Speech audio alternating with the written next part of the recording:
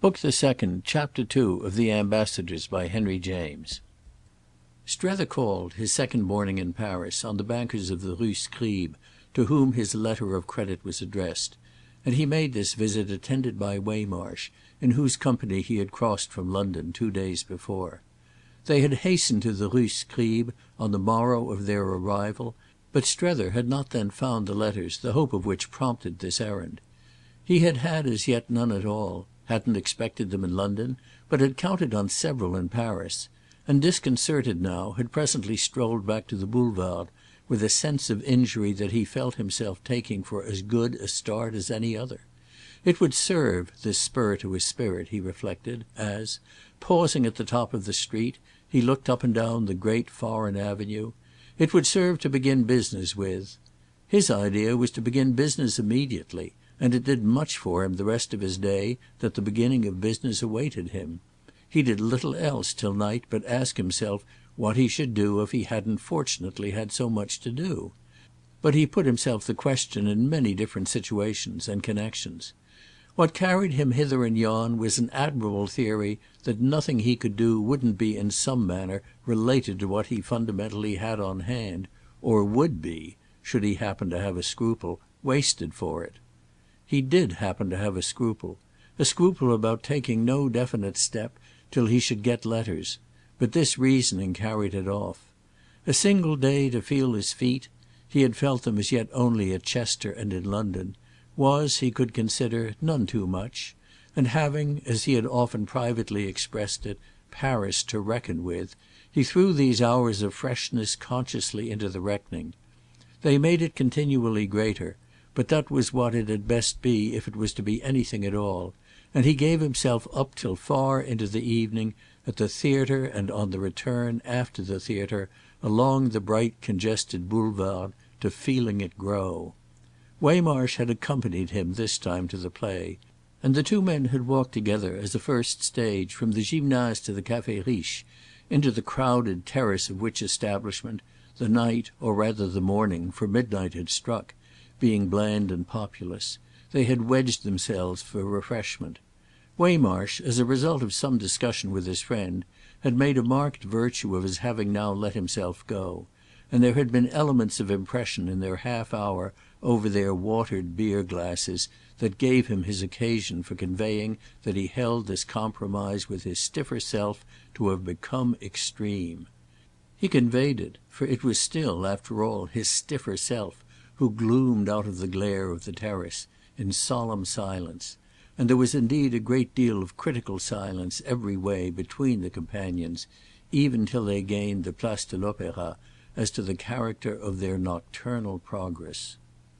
This morning there were letters which had reached London, apparently altogether, the day of Strether's journey, and had taken their time to follow him, so that after a controlled impulse to go into them in the reception-room of the bank, which, reminding him of the post-office at Woollett, affected him as the abutment of some transatlantic bridge, he slipped them into the pocket of his loose grey overcoat with a sense of the felicity of carrying them off.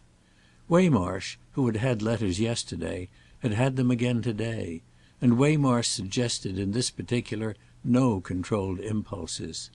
The last one he was at all events likely to be observed to struggle with was clearly that of bringing to a premature close any visit to the Rue Scribe.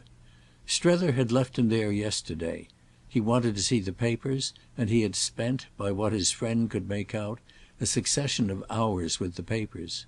He spoke of the establishment, with emphasis, as a post of superior observation, just as he spoke generally of his actual damnable doom as a device for hiding from him what was going on. Europe was best described, to his mind, as an elaborate engine for dissociating the confined American from that indispensable knowledge, and was accordingly only rendered bearable by these occasional stations of relief, traps for the arrest of wandering Western airs. Strether, on his side, set himself to walk again. He had his relief in his pocket, and indeed, much as he desired his budget, the growth of restlessness might have been marked in him from the moment he had assured himself of the superscription of most of the missives it contained. This restlessness became therefore his temporary law. He knew he should recognize as soon as see it the best place of all for settling down with his chief correspondent. He had for the next hour an accidental air of looking for it in the windows of shops. He came down the Rue de la Paix in the sun, and passing across the Tuileries and the river, indulged more than once, as if on finding himself determined, in a sudden pause before the bookstalls of the opposite quay. In the garden of the Tuileries he had lingered, in 2 or 3 spots, to look. It was as if the wonderful Paris spring had stayed with him as he roamed. The prompt Paris morning struck its cheerful notes, in a soft breeze and a sprinkled smell, in the light flit over the garden floor of bare-headed girls with the buckled strap of oblong boxes, in the type of ancient thrifty persons basking betimes where terrace walls were warm, in the blue-frocked brass-labelled officialism of humble rakers and scrapers, in the deep references of a straight-pacing priest or the sharp ones of a white-gaitered, red-legged soldier. He watched little brisk figures, figures whose movement was as the tick of the great Paris clock, take their smooth diagonal from point to point. The air had a taste as of something mixed with art, something that presented nature as a white-capped master chef. The palace was gone. Strether remembered the palace. And when he gazed into the irremediable void of its site, the historic sense in him might have been freely at play. The play under which in Paris indeed it so often winces like a touched nerve. He filled out spaces with dim symbols of scenes. He caught the gleam of white statues, at the base of which, with his letters out, he could tilt back a straw-bottomed chair. But his drift was, for reasons, to the other side, and it floated him unspent up the Rue de Seine and as far as the Luxembourg. In the Luxembourg Gardens he pulled up. Here at last he found his nook, and here, on a penny chair from which terraces, alleys, vistas, fountains, little trees in green tubs, little women in white caps, and shrill little girls at play, all sunnily composed together, he passed an hour in which the cup of his impressions seemed truly to overflow. But a week had elapsed since he quitted the ship, and there were more things in his mind than so few days could account for. More than once during that time he had regarded himself as admonished, but the admonition this morning was formidably sharp. It took as it hadn't done yet the form of a question, the question of what he was doing with such an extraordinary sense of escape. This sense was sharpest after he had read his letters, but that was also precisely why the question pressed. 4 of the letters were from Mrs. Newsome, and none of them short. She had lost no time, had followed on his heels while he moved, so expressing herself that he now could measure the probable frequency with which he should hear.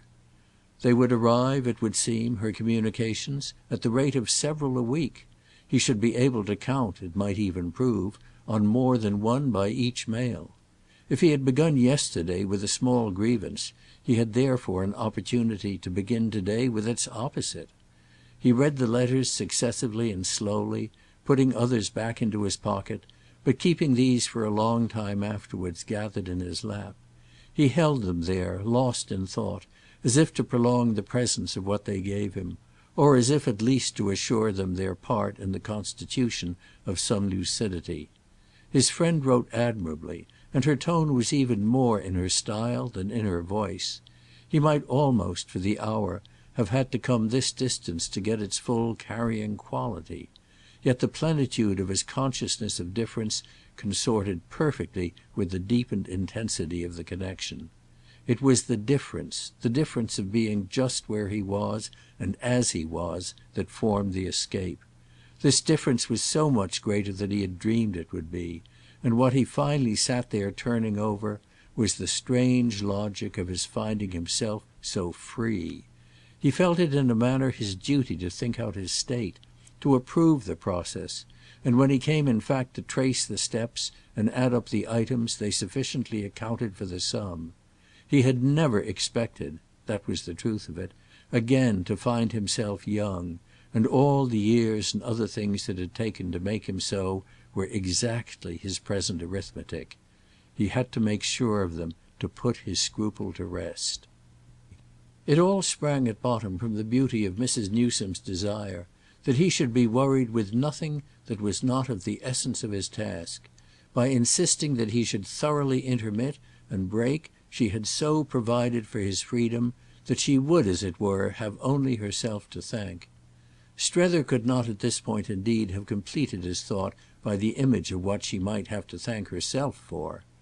The image at best of his own likeness, poor Lambert Strether washed up on the sunny strand by the waves of a single day, poor Lambert Strether thankful for breathing time and stiffening himself while he gasped. There he was, and with nothing in his aspect or his posture to scandalise. It was only true that if he had seen Mrs. Newsome coming he would instinctively have jumped up to walk away a little.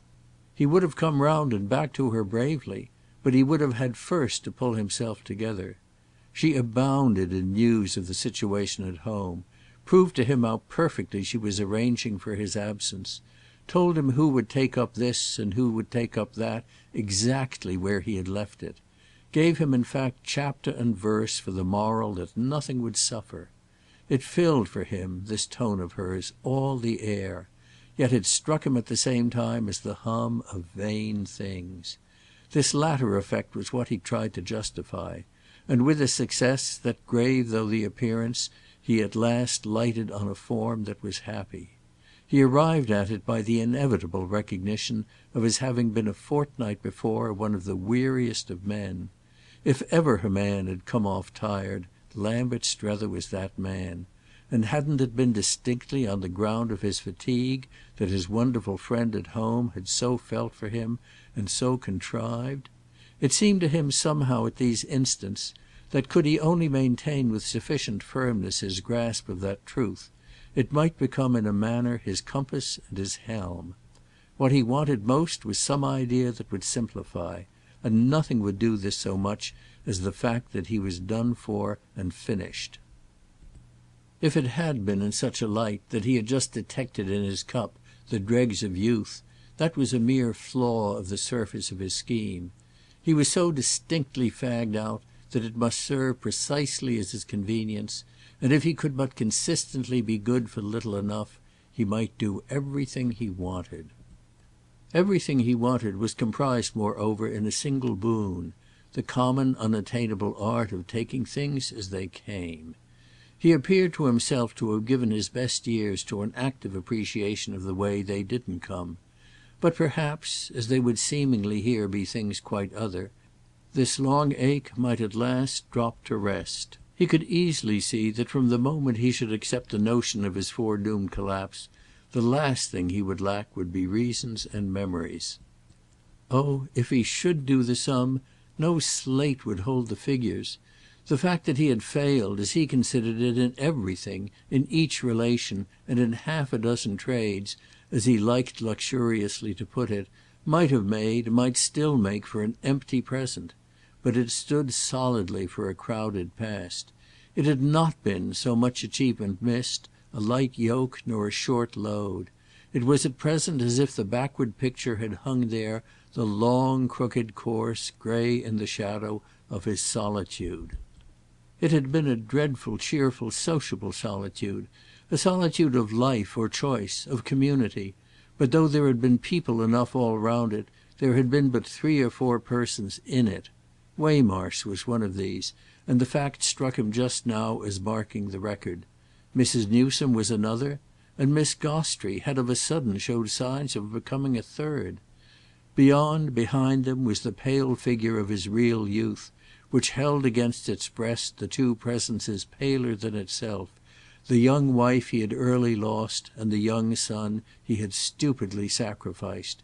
He had again and again made out for himself that he might have kept his little boy, his little dull boy who had died at school of rapid diphtheria, if he had not in those years so insanely given himself to merely missing the mother.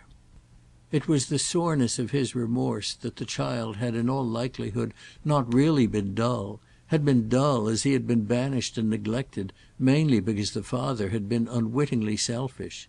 This was doubtless but the secret habit of sorrow, which had slowly given way to time, yet there remained an ache sharp enough to make the spirit, at the sight now and again of some fair young man just growing up, wince with the thought of an opportunity lost.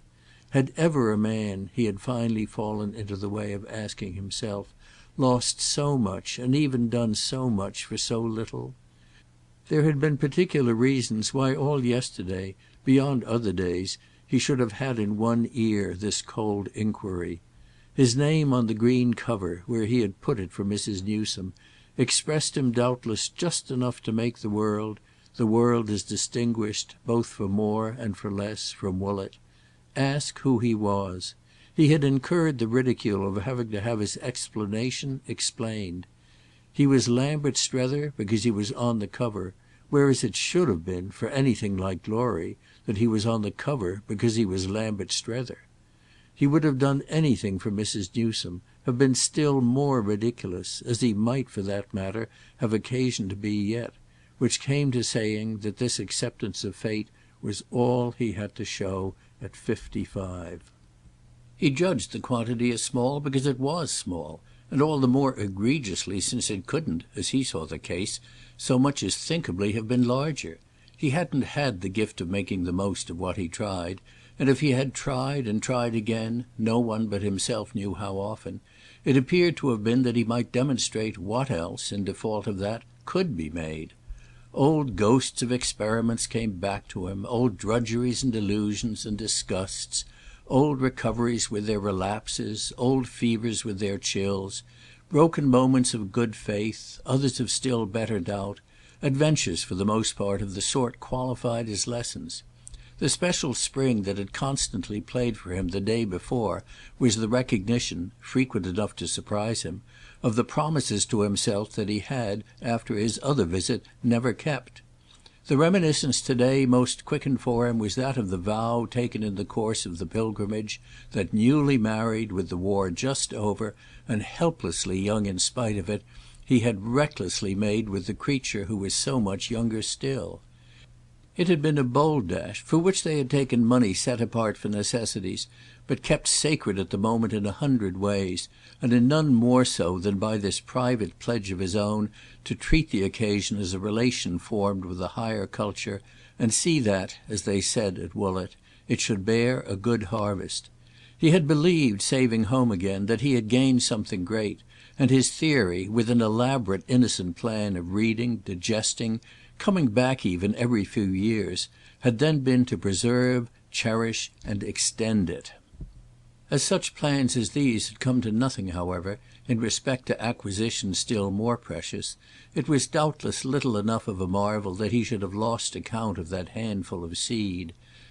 Buried for long years in dark corners at any rate, these few germs had sprouted again under 48 hours of Paris. The process of yesterday had really been the process of feeling the general stirred life of connections long since individually dropped.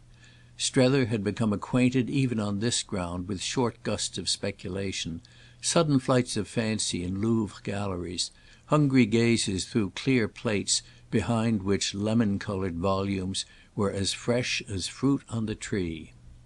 There were instants at which he could ask whether, since there had been fundamentally so little question of his keeping anything, the fate after all decreed for him hadn't been only to be kept.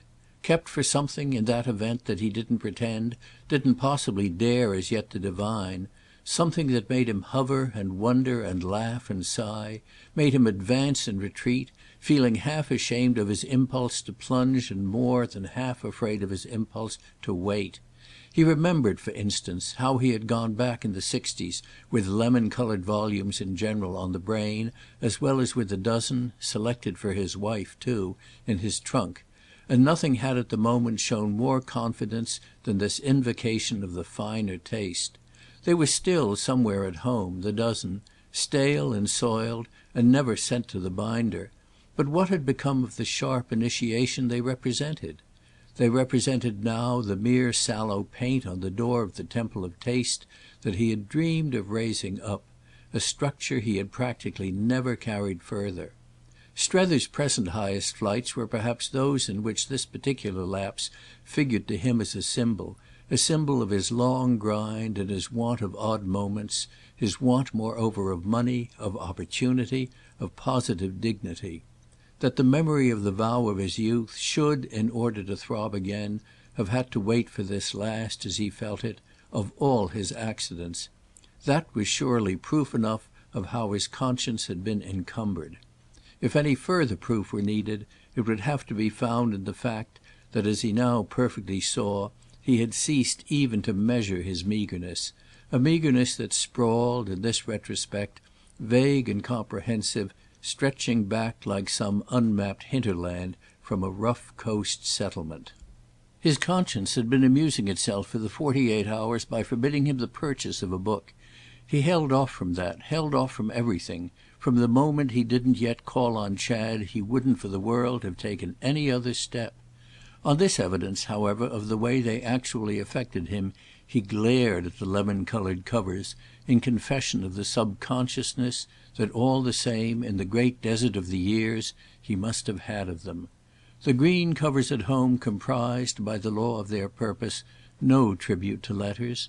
It was of a mere rich kernel of economics, politics, ethics, that glazed and, as Mrs. Newsome maintained, rather against his view, preeminently pleasant to touch, they formed the specious shell.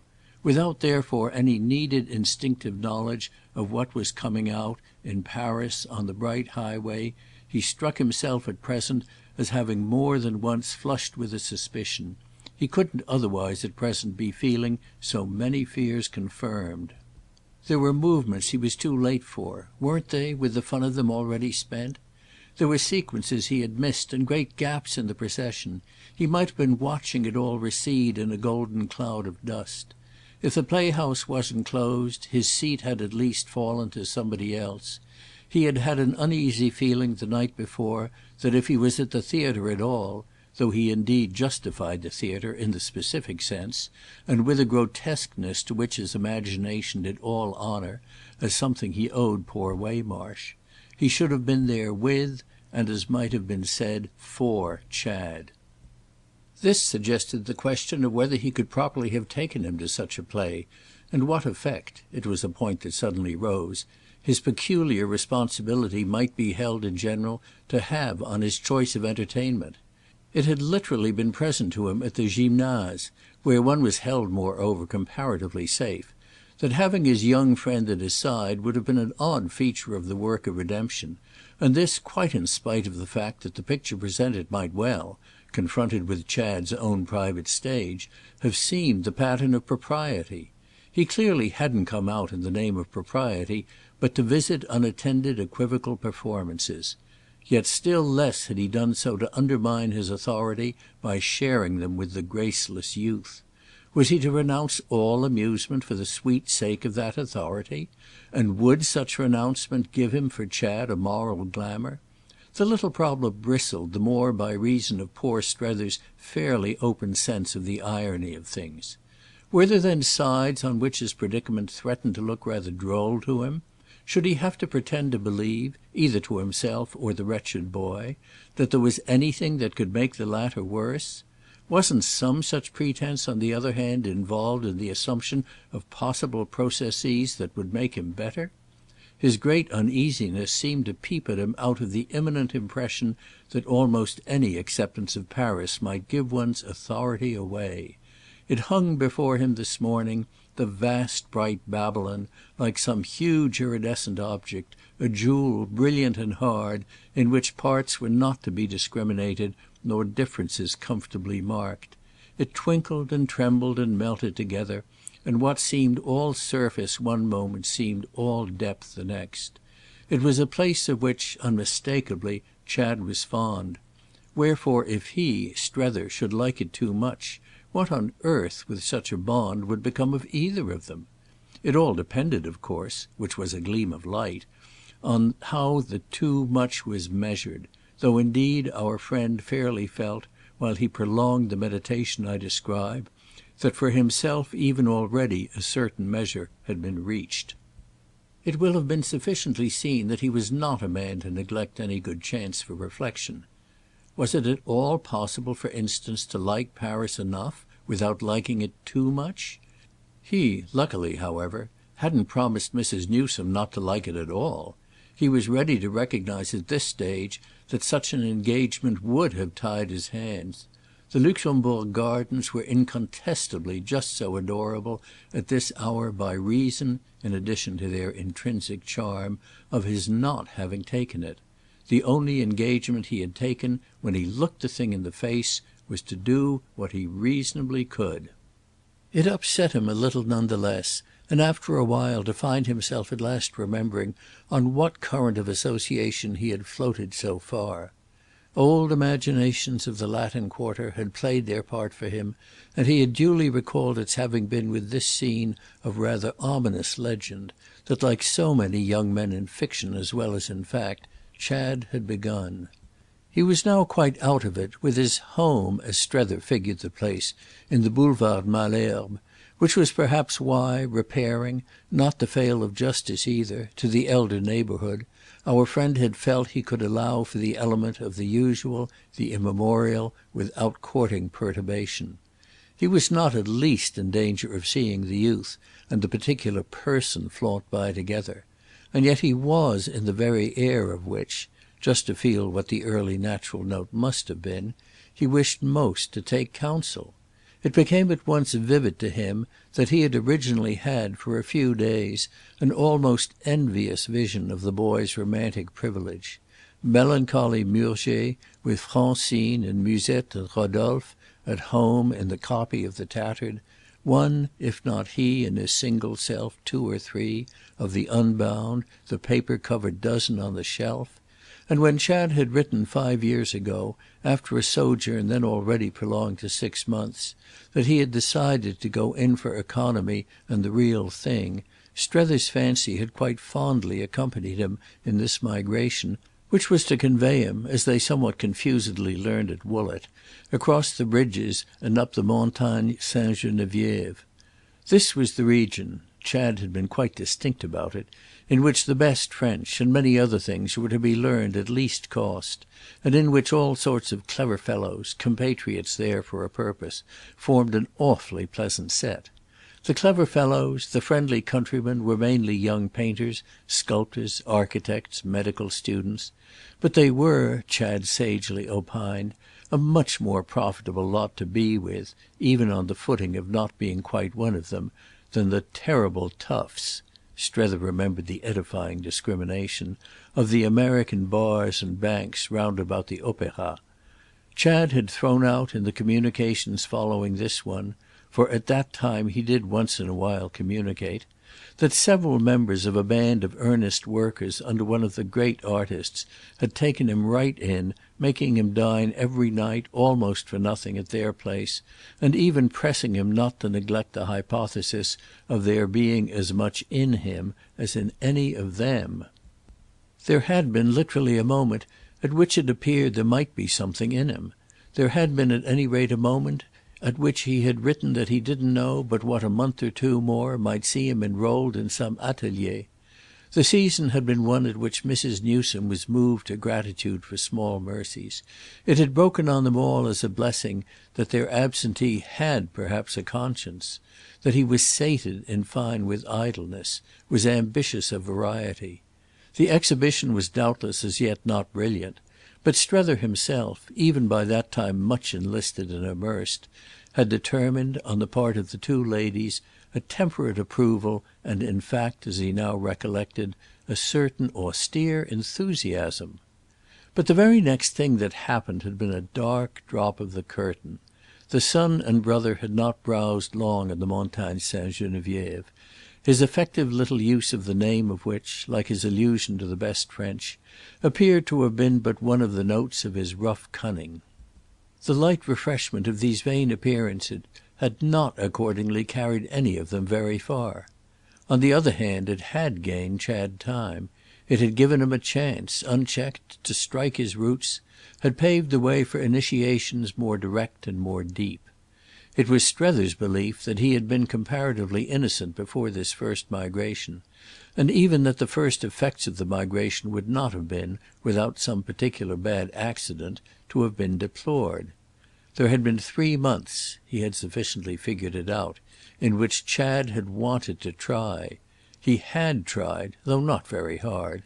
He had had his little hour of good faith. The weakness of this principle in him was that almost any accident attestedly bad enough was stronger. Such had at any rate markedly been the case for the precipitation of a special series of impressions. They had proved successively, these impressions, all of Musette and Francine, but Musette and Francine vulgarised by the larger evolution of the type, irresistibly sharp. He had taken up, by what was at the time to be shrinkingly gathered, as it was scantly mentioned, with one ferociously interested little person after another. Strether had read somewhere of a Latin motto, a description of the hours, observed on a clock by a traveller in Spain, and he had been led to apply it in thought to Chad's number 1, number 2, number 3. Omnes vulnerat, ultima necat. They had all morally wounded, the last had morally killed. The last had been longest in possession. In possession, that is, of whatever was left of the poor boy's finer mortality. And it hadn't been she, it had been one of her early predecessors who had determined the second migration, the expensive return and relapse, the exchange again, as was fairly to be presumed, of the vaunted best French for some special variety of the worst. He pulled himself then at last together for his own progress back, not with the feeling that he had taken his walk in vain. He prolonged it a little, in the immediate neighbourhood, after he had quitted his chair, and the upshot of the whole morning for him was that his campaign had begun. He had wanted to put himself in relation, and he would be hanged if he were not in relation. He was that at no moment so much as while, under the old arches of the Odéon, he lingered before the charming open-air array of literature classic and casual. He found the effect of tone and tint in the long charged tables and shelves, delicate and appetizing, the impression, substituting one kind of low-priced consommation for another, might have been that of one of the pleasant cafes that overlapped under an awning to the pavement. But he edged along, grazing the tables, with his hands firmly behind him. He wasn't there to dip, to consume. He was there to reconstruct. He wasn't there for his own profit, not, that is, the direct. He was there on some chance of feeling the brush of the wing of the stray spirit of youth. He felt it in fact, he had it beside him. The old arcade indeed, as his inner sense listened, gave out the faint sound, as from far off, of the wild waving of wings. They were folded now over the breasts of buried generations, but a flutter or two lived again in the turned page of shock-headed, slouch-hatted loiterers, whose young intensity of type, in the direction of pale acuteness, deepened his vision and even his appreciation of racial differences, and whose manipulation of the uncut volume was too often, however, but a listening at closed doors. He reconstructed a possible groping Chad of 3 or 4 years before, a Chad who had, after all, simply, for that was the only way to see it, been too vulgar for his privilege. Surely it was a privilege to have been young and happy just there. Well, the best thing Strether knew of him was that he had had such a dream. But his own actual business half an hour later was with the third floor on the Boulevard Malesherbes. So much as that was definite, and the fact of the enjoyment by the third floor windows of a continuous balcony, to which he was helped by this knowledge, had perhaps something to do with his lingering for 5 minutes on the opposite side of the street. There were points as to which he had quite made up his mind, and one of these bore precisely on the wisdom of the abruptness to which events had finally committed him, a policy that he was pleased to find not at all shaken as he now looked at his watch and wondered. He had announced himself, 6 months before, had written out at least that Chad wasn't to be surprised should he see him some day turn up. Chad had thereupon, in a few words of rather carefully colourless answer, offered him a general welcome, and Strether, ruefully reflecting that he might have understood the warning as a hint to hospitality, a bid for an invitation, had fallen back upon silence as the corrective most to his own taste. He had asked Mrs. Newsome, moreover, not to announce him again. He had so distinct an opinion on his attacking his job, should he attack it at all, in his own way. Not the least of this lady's high merits for him was that he could absolutely rest on her word. She was the only woman he had known, even at Woollett, as to whom his conviction was positive that to lie was beyond her art. Sarah Pocock, for instance, her own daughter, though with social ideals, as they said, in some respects different, Sarah, who was, in her way, aesthetic, had never refused to human commerce that mitigation of rigour. There were occasions when he had distinctly seen her apply it. Since, accordingly, at all events, he had had it from Mrs. Newsome that she had, at whatever cost to her more strenuous view, conformed, in the matter of preparing Chad, wholly to his restrictions, he now looked up at the fine continuous balcony with a safe sense that if the case had been bungled the mistake was at least his property. Was there perhaps just a suspicion of that in his present pause on the edge of the boulevard and well in the pleasant light? Many things came over him here, and one of them was that he should doubtless presently know whether he had been shallow or sharp. Another was that the balcony in question didn't somehow show as a convenience easy to surrender. Poor Strether had at this very moment to recognise the truth that wherever one paused in Paris the imagination reacted before one could stop it. This perpetual reaction put a price, if one would, on pauses, but it piled up consequences till there was scarce room to pick one's steps among them. What call had he, at such a juncture, for example, to like Chad's very house? High, broad, clear. He was expert enough to make out in a moment that it was admirably built. It fairly embarrassed our friend by the quality that, as he would have said, it sprang on him. He had struck off the fancy that it might, as a preliminary, be of service to him to be seen, by a happy accident, from the third-story windows, which took all the March sun; but of what service was it to find himself making out after a moment that the quality sprung, the quality produced by measure and balance, the fine relation of part to part and space to space, was probably, aided by the presence of ornament as positive as it was discreet and by the complexion of the stone, a cold fair grey, warmed and polished a little by life, neither more nor less than a case of distinction, such a case as he could only feel unexpectedly as a sort of delivered challenge. Meanwhile, however, the chance he had allowed for, the chance of being seen in time from the balcony, had become a fact. 2 or 3 of the windows stood open to the violet air, and before Strether had cut the knot by crossing, a young man had come out and looked about him, had lighted a cigarette and tossed the match over, and then, resting on the rail, had given himself up to watching the life below while he smoked. His arrival contributed, in its order, to keeping Strether in position, the result of which in turn was that Strether soon felt himself noticed. The young man began to look at him as in acknowledgement of his being himself in observation. This was interesting so far as it went, but the interest was affected by the young man's not being Chad. Strether wondered at first if he were perhaps Chad altered, and then saw that this was asking too much of alteration. The young man was light, bright and alert, with an air too pleasant to have been arrived at by patching. Strether had conceived Chad as patched, but not beyond recognition. He was in presence, he felt, of amendments enough as they stood. It was a sufficient amendment that the gentleman up there should be Chad's friend. He was young too then, the gentleman up there. He was very young, young enough apparently to be amused at an elderly watcher, to be curious even to see what the elderly watcher would do on finding himself watched.